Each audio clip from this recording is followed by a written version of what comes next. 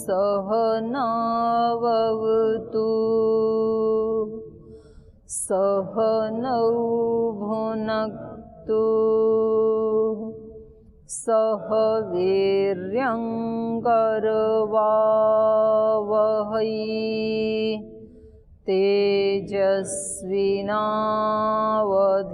तेजस्विनावधीतमस्तु मा विद्विषावहै। ॐ शान्ति शान्ति शान्तिः।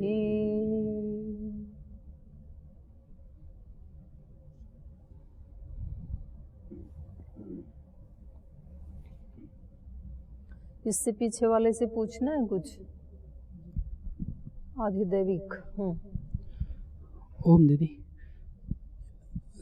ऋग्वेद की ऋचाएं और यजुर्वेद के स्तोत्र और सामवेद, यजुर्वेद के स्तोत्र सामवेद के हैं। गान किसके हैं फिर? स्तोत्रों का ही गान होता है। और अथर्ववेद के अंगिरस? नहीं, वो तो अथर्व अंगिरा उसके ऋषि हैं। अथर्व अंगिरा से संबंधित जो मंत्र हैं उनको अथर्वांगिरस कह देते हैं। और जो ऊपर की जो मधुनाड़ियां हैं उनमें जो बताया गुढ़ आदेश, गुह्य आदेश बताए थे ना? गुह्य आदेश जो शहद की मक्खियां हैं, और वो ब्रह्मवेद अमृतों का अमृत। चार वेदों में जो आदेश हो गए वो तो स्पष्ट आदेश हैं ऋषियों के या ईश्वर के, और कुछ उससे अतिरिक्त आदेश भी तो होते हैं ना। फिर जब जिसको जो चारों वेदों का ज्ञाता है, ऐसा जो योगी है, तो उसके अंदर से भी तो फिर आदेश होते हैं ना अपनी आत्मा के या परमात्मा के। उसको गुह्य आदेश कहा यहाँ पे। तो वो सबसे उत्कृष्ट है। ऊपर वाला बताया ना उसको, ऊपर वाला मधु। तो चारों वेदों के ज्ञान से जो जो आत्मा का विकास होता है, और फिर अंतिम विकास उसका अपना आत्मा का, तो उस समय उसको जो ज्ञान होगा वो चारों वेदों से भी ज़्यादा स्पष्ट होगा। तो उसको ऊपर वाला मधु बताया, गुह्य ज्ञान कहा उसको, रहस्यात्मक ज्ञान। और जब हम ब्रह्म यज्ञ करते हैं तो मनसा परिक्रमा में क्रम वाइज तो आ रहे हैं, पर ध्रुवा नहीं बताए, ऊर्ध्व बता दिए। नीचे की और जो किरणें उनको नहीं बताया, फिर ऊपर की किरणें। मनसा परिक्रमा में क्या कह रहे हैं आप? मनसा परिक्रमा में सबसे पहले प्राची, फिर दक्षिणा, फिर प्रतीची, फिर उदीची, फिर ध्रुवा, फिर ऊर्ध्व होता है। तो यहाँ ध्रुवा को नहीं बताया। नीचे का है ही नहीं ना उसमें, पृथ्वी लोक तो है ही नहीं वहाँ पे, अंतरिक्ष है।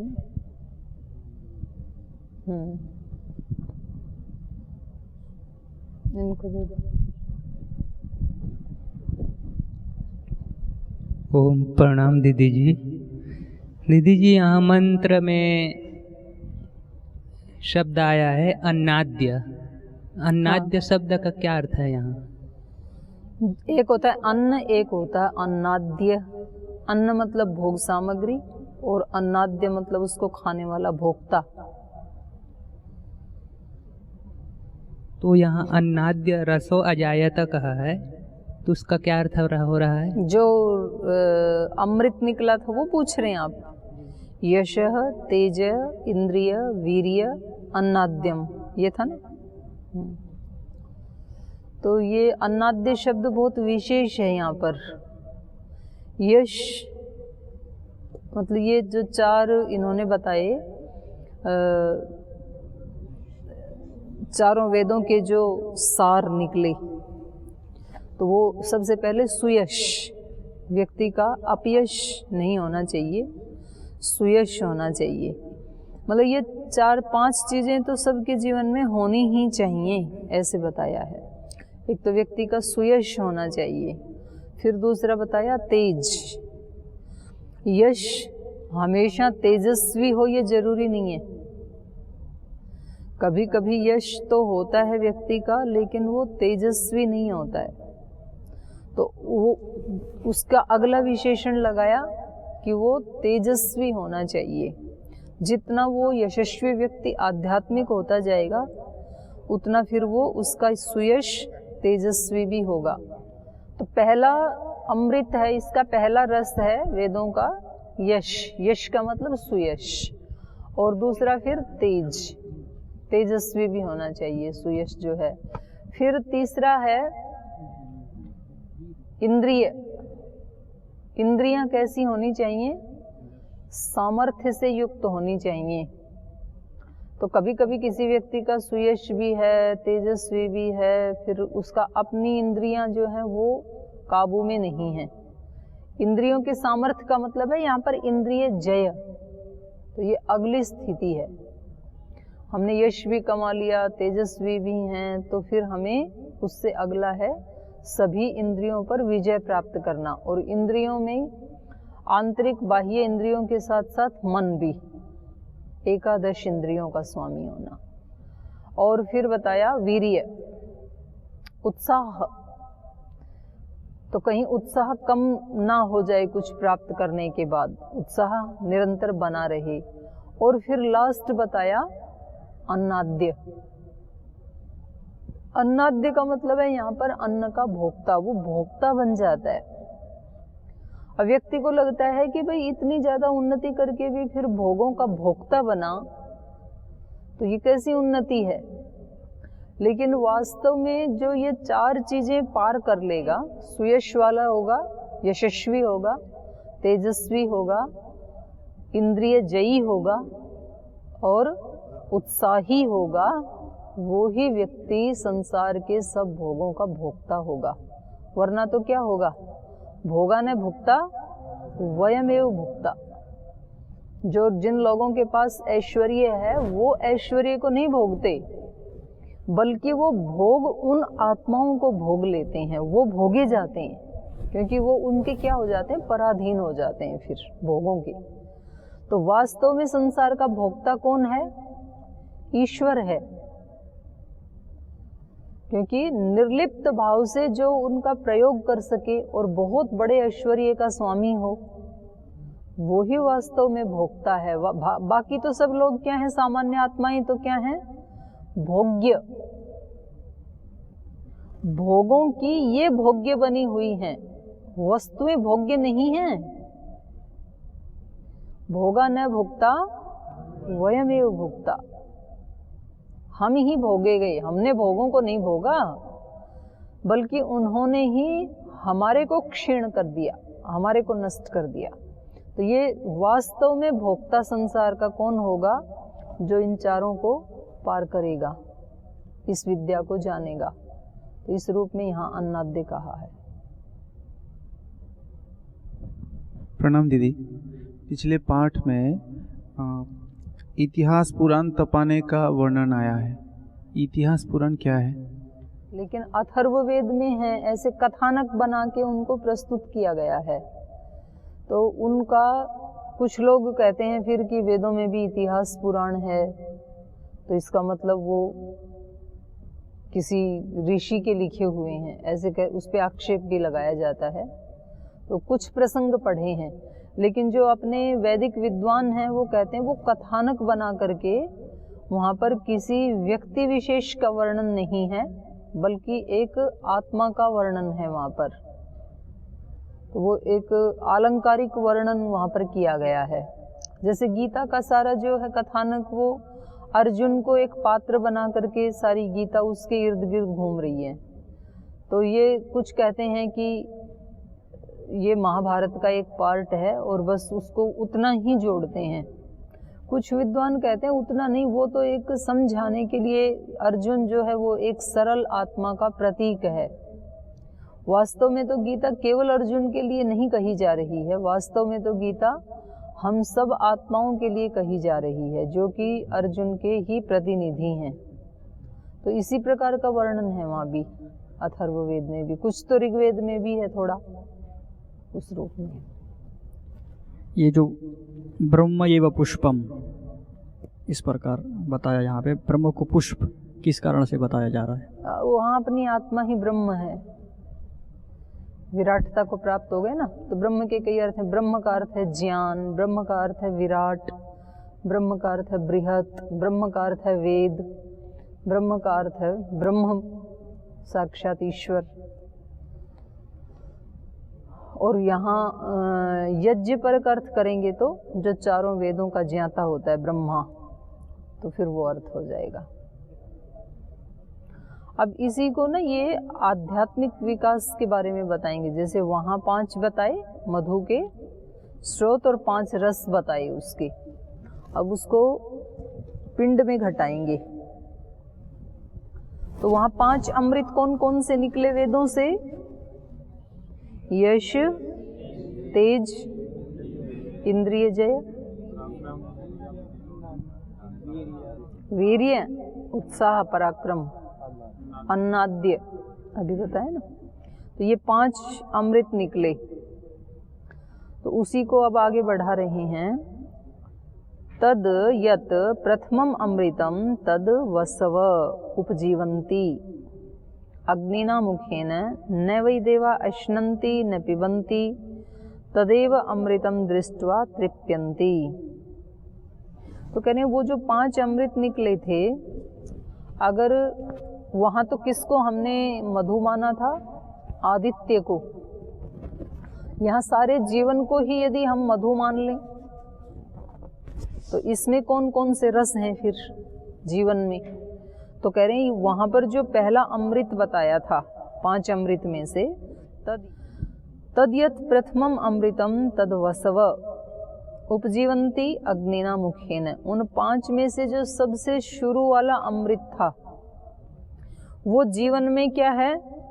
वसु ब्रह्मचारी, माने 24 साल तक ब्रह्मचर्य का पालन सबको करना चाहिए, और उससे जो प्रसन्नता मिलती है, जो आनंद मिलता है, वो पहला अमृत है जीवन का। तद यत प्रथमम अमृतम तद वसव। और उस अमृत का पान कौन करते हैं? अग्निना मुखेन वसव उपजीवन्ति। अग्नि मुख वाले वसु ब्रह्मचारी उस पे जीवित रहते हैं, उसको पसंद करते हैं उस अमृत को, क्योंकि न वै देवा अश्नन्ति न पिबन्ति। जो दैवी प्रकृति के लोग होते हैं, जो देव प्रकृति के लोग होते हैं, वो ना तो खाने पीने में रुचि लेते हैं, ना खाने में लेते हैं, ना पीने में लेते हैं। अन्य विविध प्रकार के पेय पदार्थों में रुचि नहीं रखते हैं, विविध प्रकार के खाद्य पदार्थों में भी रुचि नहीं रखते हैं, बल्कि रुचि किस में रखते हैं? वो ब्रह्मचर्य में रुचि रखते हैं, अमृत में रुचि रखते हैं वसु ब्रह्मचारी। तो कह रहे हैं न वै देवा अश्नन्ति न पिबन्ति एतदेव अमृतम दृष्ट्वा। इस अमृत को देख करके ही तृप्यन्ति, तृप्त रहते हैं।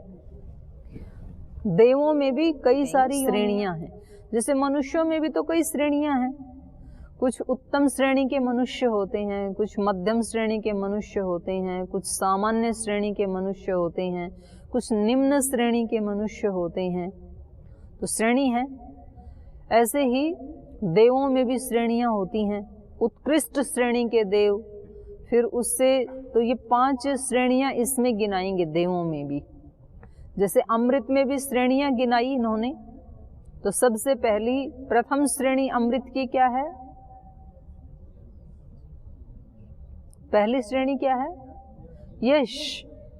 और दूसरी श्रेणी तेज, तीसरी इंद्रिय जय या इंद्रिय सामर्थ्य, और चौथी वीर्य, साहस, और 5वीं अन्नाद्य। ये सबसे उत्कृष्ट श्रेणी है देवों की। कौन सी? भोक्ता बनना, अन्नाद्य बनना, सबका मालिक बन जाना। सच्चा स्वामी वही होता है। आप अपने नाम के सामने स्वामी लगाते हैं ना सन्यासी, असली स्वामी कौन है? जो भोक्ता बन जाता है, भोग्य नहीं रहता है किसी चीज का।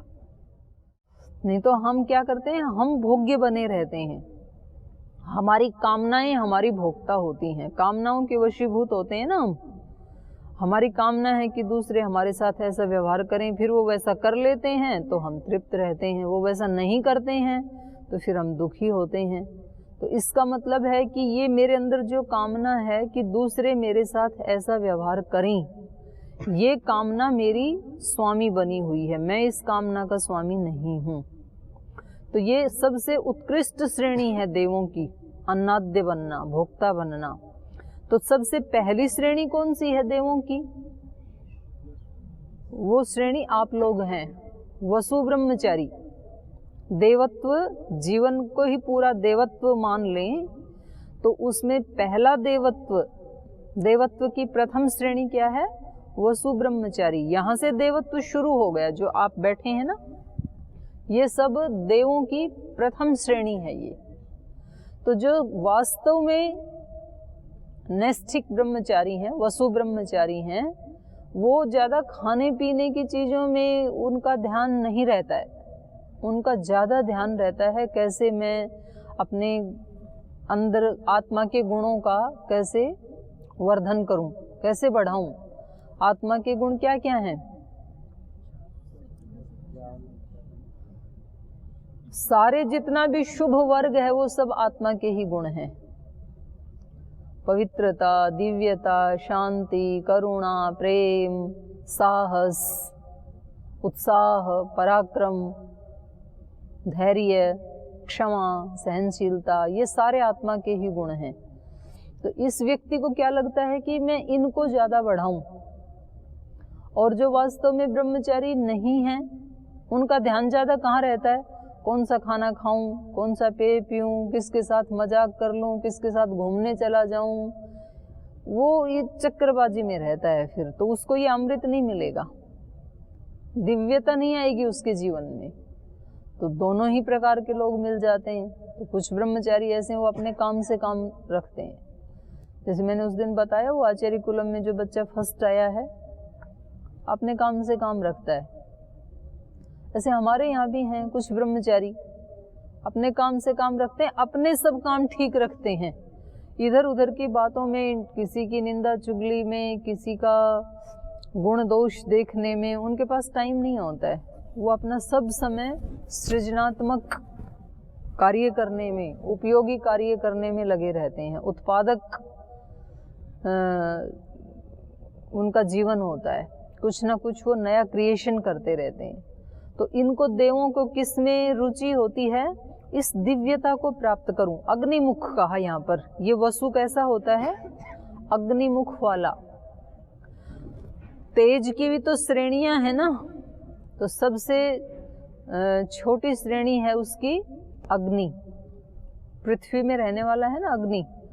वैसे तो अग्नि का जब व्यापक अर्थ करेंगे तो अग्नि का अर्थ ही फिर राजा हो जाता है, अग्नि का अर्थ गुरु होता है, अग्नि का अर्थ फिर ईश्वर भी होता है, अग्निमीळे।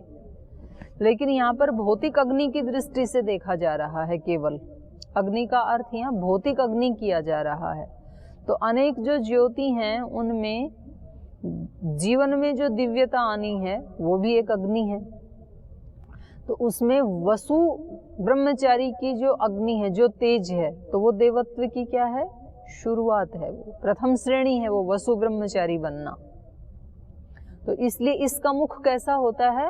अग्निमुख कहा उसको, वसु ब्रह्मचारी को अग्निमुख वाला। माने तेज का प्रारंभ हुआ है। अंतिम तेज कौन होगा? आदित्य ब्रह्मचारी। आदित्य का तेज सबसे अधिक है ना, तो इसलिए उस ब्रह्मचारी के मुख को कहेंगे आदित्य ब्रह्मचारी, फिर कहेंगे वरुण ब्रह्मचारी, मरुत ब्रह्मचारी। ऐसे इसकी श्रेणियां बना रहे हैं। तो ये प्रथम श्रेणी है। कह रहे वो जो 5 अमृत हैं उनमें से जो प्रथम है, तद यत प्रथमम अमृतम तद वसव उपजीवंती अग्निना मुखेन। उस तेज के सहारे, उस अमृत को लक्ष्य करके अग्निमुख वाले वसु ब्रह्मचारी जीते हैं। वसु ब्रह्मचारियों का लक्ष्य क्या होता है? अग्निमुख होना, अग्नि के समान तेजस्वी मुख वाला होना। मुख का मतलब होता है प्रवृत्ति। कहते हैं ना भाई ये तो ईश्वराभिमुख है। ईश्वराभिमुख मतलब ईश्वर की तरफ मुख है जिसका। तो ईश्वर की तरफ मुख मतलब ईश्वर तो सब तरफ है। ईश्वर की तरफ मुख का मतलब है ईश्वर की ओर प्रवृत्ति है इसके जीवन की। कहते हैं ये संसाराभिमुख है, भोगाभिमुख है, तो संसार की तरफ इसका मुख है। मुख है मतलब इसके चित्त की झुकाव है संसार की तरफ। तो यहाँ भी अग्निमुख मतलब अग्नि जैसा बनने की प्रवृत्ति है इस ब्रह्मचारी की।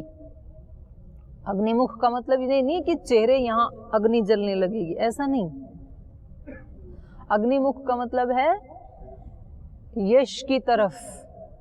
सबसे पहला तेज यश बताया था ना, अमृत। यश की तरफ जिसकी प्रवृत्ति है कि मेरा यश बढ़े, सुयश बढ़े मेरा, मैं अपने आश्रम में सबसे यशस्वी बनूं। यशस्वी कौन होता है? जो पढ़ाई में भी होशियार है, जो व्रतों में भी सबसे आगे है, जो आज्ञा पालन में सबसे आगे है, जो विनम्रता में सबसे आगे है, जो सेवा में सबसे आगे है, आज्ञा पालन में सबसे आगे है, तो उसका सुयश हो जाता है। थोड़े दिन में सब कहने लगते हैं भाई ये ब्रह्मचारी बहुत अच्छा है, सबसे अच्छा है ये, तो वो यश होता है उसका। फिर उसका अपने आसपास के अलावा फिर कहीं कंपटीशन में जाता है तो वहाँ से भी फिर अपनी मेहनत के बल पे सुयश लेके आता है, तो फिर समाज में भी सुयश होता है। तो ऐसे इस तरह की जिनकी प्रवृत्ति है, दिव्य दैवी प्रवृत्ति है जिसकी, तो वो 24 साल तक अच्छा सुयश कमा लेते हैं, अग्निमुख हो जाते हैं वो। तो ये पहले अमृत का, सुयश का आस्वादन करना है। तो देवता जो हैं वो खाने पीने की चीज़ों में रुचि नहीं रखते हैं। खाने पीने की चीज़ों में रुचि कौन रखते हैं? असुर।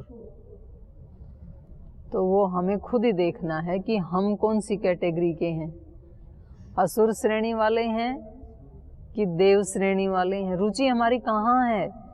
सुयश फैलाने में है कि खाने पीने सोने में है? तो हम वही हैं फिर जैसी हमारी है। तद यत प्रथमम अमृतम तद्वस्व उपजीवन्ति अग्निना मुखेन न वै देवा अश्नन्ति न पिबन्ति एतदेव अमृतम दृष्ट्वा तृप्यन्ति। इस अमृत को देख करके, अपने सुयश को बढ़ता हुआ देख करके, अपने ब्रह्मचर्य दीक्षा को बढ़ता हुआ देख करके वो तृप्त रहते हैं, संतुष्ट रहते हैं। उनको पता है कि हम ठीक चल रहे हैं।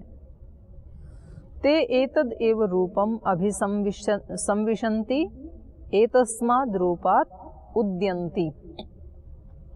कह रहे हैं वो वसु ब्रह्मचारी एतद एव रूपम अभिसंविशन्ति, इस रूप में ही प्रवेश करते हैं देवों के इस रूप में। कौन से रूप में? अग्निमुख। अग्निमुख मतलब यशस्वी जीवन। इस तेजस्वी यशस्वी जीवन के जीवन को लक्ष्य बना करके ही वो उसमें प्रवेश करते हैं। अभिसंविशन्ति माने उस जीवन में प्रवेश करते हैं। और एतस्माद् रूपात् उद्यन्ति, और इस रूप को लक्ष्य करके क्योंकि वो जीवन जी रहे हैं ब्रह्मचारी, तो इसी से फिर वो जीवन में ऊपर उठते हैं। उद्यन्ति मतलब ऊपर उठते हैं।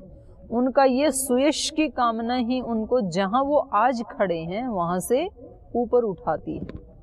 उत्क्रमण है ये उनके जीवन का, क्योंकि जो लक्ष्य ही ऊंचा नहीं रखेगा तो फिर वो उठेगा कैसे? अगर वो संतुष्ट है, तृप्त है, खाने पीने सोने में, इधर उधर की चालाकियां करने में, इधर उधर की बातें बनाने में ही यदि वो संतुष्ट है, तो फिर तो जीवन का उत्कर्ष नहीं हो पाएगा। जिसने कोई लक्ष्य बनाया है कि मुझे यहाँ पहुँचना है, ऐसे करना है, तो वो इस रूप को ही लक्ष्य में रख करके फिर ऊपर उठता है जीवन में। एतस्माद् रूपात् उद्यन्ति, इस रूप से ही, इस रूप के कारण ही, अग्निमुख के कारण ही वो जीवन में ऊपर उठता है। स यह एतद एवं अमृतं वेद वसुनाम एव एको भूत्वा अग्निना एव मुखेन एतद एव अमृतं दृष्ट्वा तृप्यति। स यह एतदेव रूपम अभिसंविशति एतस्माद् रूपात् उदेति। तो कह रहे हैं स यह एतदेव अमृतं वेद, जो जीवन के इस अमृत को जानता है। कौन से अमृत को? है जी, यश रूपी अमृत को। और जीवन में घटाएंगे तो वसु ब्रह्मचर्य को, वो भी अमृत है, दोनों एक ही हैं। तो यश रूपी अमृत को या वसु ब्रह्मचर्य रूपी अमृत को जो जानता है, सह यह एतद एवं अमृतम वेद, जो इस अमृत को जानता है, वसुनाम एव एको भूत्वा, तो वो वसुओं में एक वसु बन जाता है। जो जैसे वसु ब्रह्मचारी यशस्वी होते हैं, वैसे ही उनका ही एक रूप ये भी बन जाता है। तो उस दिन मनीष जी पूछ रहे थे ना कि वसु 8 ही हैं क्या? 8 ही नहीं है, जो भी वैसा आचरण करेगा वो उन्हीं में एक संख्या और बढ़ जाएगी, अनेक हो सकते हैं, अनंत हो सकते हैं। जो जो भी करेगा उतनी उतनी संख्या बढ़ जाएगी, तो उसमें कोई लिमिट नहीं है कि इतने ही वसु ब्रह्मचारी होंगे। तो कह रहे हैं जो ऐसा करता है, जो ऐसा जानता है वेद, वसुनाम एव एको भूत्वा, वो वसुओं में ही एक वसु बन करके वो भी एक वसु ब्रह्मचारी बन जाएगा। अग्निना एव मुखेन, और अग्निमुख के द्वारा, अग्निमुख के द्वारा माने जो उसकी अग्नि के प्रति, आगे बढ़ने के प्रति जो उसकी प्रवृत्ति है, उसका मुख है, उस अग्निमुख के द्वारा ही एतद एव अमृतम दृष्ट्वा, इस अमृत को देख करके, उसने देखा है कि वसु ब्रह्मचारी कैसे होते हैं, यशस्वी तेजस्वी ब्रह्मचारी कैसे होते हैं, तो उनके मुख को देख करके ही तृप्यति, वो तृप्त हो जाता है कि मुझे ऐसा बनना है। स यह एतद एवं रूपम अभिसंविशति, तो ऐसा देख करके वो इस मुख में प्रवेश करता है, माने इस जीवन में प्रवेश करता है। वो ब्रह्मचर्य की दीक्षा लेता है, ब्रह्मचर्य के नियमों का पालन करना शुरू करता है। स यह एतद एव रूपम अभिसंविशति एतस्माद् रूपात् उदेति, और फिर इस रूप से ही वो और अधिक उन्नत होता जाता है, ऊपर उठता जाता है। इस रूप के कारण ही तो वो प्रवेश करता है, और प्रवेश करके जैसे जैसे जीवन जीता जाता है, तो उन अपने अभ्यासों से ही वो जीवन में और ऊपर उठता चला जाता है। स यावत् आदित्यः पुरस्तात् उदेता पश्चात् अस्तम एता वसुनाम एव तावद् आधिपत्यम स्वराज्यम पर्येता। तो ऐसा जो वसु ब्रह्मचारी है वो यावत् आदित्य पुरस्तात् उदेता, जब तक सूर्य पूर्व से उदय होता रहेगा, पश्चात अस्तम एता, और पश्चिम में अस्त होता रहेगा, तब तक वसुनाम एव तावत् आधिपत्यम स्वराज्यम पर्येता, तब तक वो वसुओं के ही आधिपत्य में, स्वराज्य में पर्येता, चारों तरफ से व्याप्त रहेगा, तब तक वो वसुओं के ही आधिपत्य में रहेगा, उन्हीं के साम्राज्य में, उन्हीं के स्वराज्य में रहेगा। जो व्यक्ति वसु ब्रह्मचारी की दिनचर्या का पालन करेगा, वसु ब्रह्मचारी के जैसा जीवन का अनुष्ठान करेगा, तो वो कैसा बन जाएगा? वसुओं जैसा ही बन जाएगा। और कब तक रहेगा ऐसा? उसने कहा अनंत काल तक रहेगा। जब तक सूरज पूर्व से उदय होगा, पश्चिम में अस्त होता रहेगा, तो कब तक होता रहेगा? जब तक सृष्टि रहेगी ऐसा ही रहेगा। तो तब तक वो भी क्या होगा? वसुओं में, उनके साम्राज्य में, उनके आधिपत्य में निवास करता रहेगा। एक बार किसी ने कमाई की 24 वर्ष तक, तो आजीवन काम आएगी ना।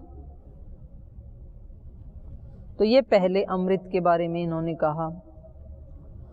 अथ यद द्वितीयम अमृतम तद रुद्र उपजीवन्ति इंद्रेण मुखेन न वै देवा अश्नन्ति न पिबन्ति एतदेव अमृतम दृष्ट्वा तृप्यन्ति। दूसरा अमृत वहां पर बताया था तेज। तो ये सुयश तो हो गया, इसका यशस्वी तो हो गया ये वसु ब्रह्मचारी, लेकिन अभी इसके जीवन में और ज़्यादा तेजस्वी होना बाकी है। तेजस्वी ब्रह्मचारी कौन होगा? जो रुद्र ब्रह्मचारी होगा, और जो 12 वर्ष तक ब्रह्मचर्य का पालन करेगा, 24 वर्ष के बाद भी। तो वहाँ पर बताया था दूसरा अमृत तेज। तो अब ये सोचता है कि मेरे जीवन में तेजस्विता और आनी चाहिए। तेजस्विना अवधीतमस्तु। अभी तो पढ़ा है केवल 24 साल तक, अभी पढ़ाया तेजस्वी होना चाहिए। तो वो मेरे जीवन में भी आए और मेरे संपर्क में जो आए उनके जीवन में भी आए, तो फिर वो तेजस्वी होता है।